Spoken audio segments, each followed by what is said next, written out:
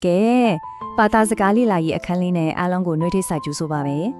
ဒီနေ့ရဲ့ရှင်းလင်းတင်ပြချက်လေးမှာတော့ဂျပန်စာလေးလာနေသူတိုင်းတီးထားတဲ့ GLPTM 5အဆင့် GRD ရဲ့အတိတ်ကာလနဲ့အငင်းဖုံးဆန်တဲ့အကြောင်းကိုအတေချာလိလာတော့ကြမှာဖြစ်ပါတယ်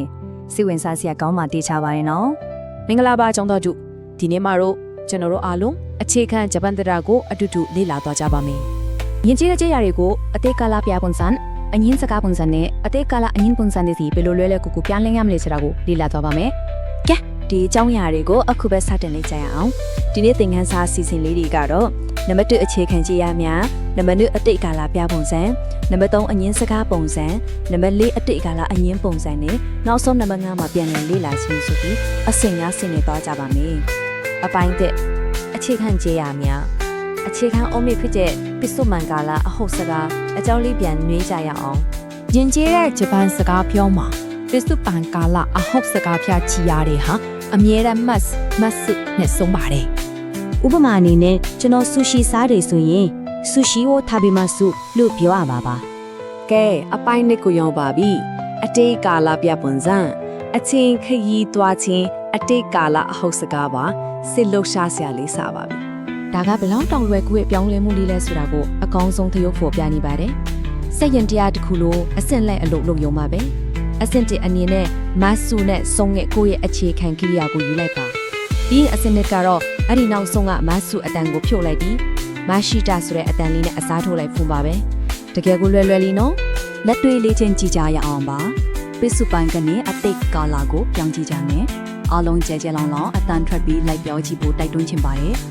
အနီမေကြည့်တဲ့မိမာစုကနေဘလို့ပြောင်းမလဲဟုတ်ပါတယ်မိမရှိသားဖြစ်သွားပါမယ်တရင်စာဖတ်ပြီးယောမိမာစုကနေဆိုရင်ကောဟုတ်ကဲ့ယောမိမရှိသားပါပဲနောက်ဆုံးတစ်ခုလက်ဖက်လေးတောက်တဲ့နိုမီမာစုကနေပြောင်းရင်နော်မှန်ပါတယ်နိုမီမာရှိသားဖြစ်ပါတယ်အားလုံးအရန်တော်တာပဲဆက်သွားကြရအောင်အပိုင်း3အငင်းစကားပုံစံငင်းဆိုခြင်းအနုပညာပစ္စုပန်ကာလအငင်းစကားပါဒီနေရာမှာတကယ်ကိုစိတ်ဝင်စားစရာကောင်းတာတော့ဘေးဘက်ကအဟုတ်ပုံစံတာပေမစုနဲ့ညာဘက်ကအငင်းပုံစံတာပေမဆန်တို့ရဲ့ကွာခြားချက်လေးပါပ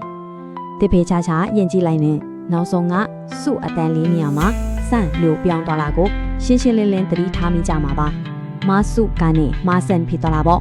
ဒီအငင်းပုံစံလေးကိုဆက်ပြီးလေ့ကျင့်ကြမယ်နော်အတူတူလိုက်ဆိုကြည့်ကြအောင်ပုံမို့လို့ဒီစကူရီမတ်ကိုမလို့ဘူးလို့ညင်းချင်ရင်စကူရီမတ်ဆင်ဖြစ်တာမယ်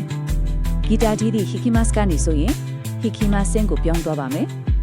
အင်္ဂလိပ်စာလေးလာဒီဘန်ကျိုရှိမတ်ကနေကြတော့ဘန်ကျိုရှိမတ်ဆင်ဖြစ်လာပါမယ်ကောင်းလိုက်တဲ့အတန်ထွက်လေးတွေပါပဲအခုဆိုရင်အပိုင်း၄ကိုရောက်လာပါပြီအတိတ်ကာလအငင်းပုံစံပေါင်းဆက်ပုံစံဖြစ်တဲ့အတိတ်ကာလအငင်းစကားပါရင်တင်ခဲ့တဲ့အတိတ်နဲ့အငင်းနှစ်ခုကိုပေါင်းလိုက်ရုံပါပ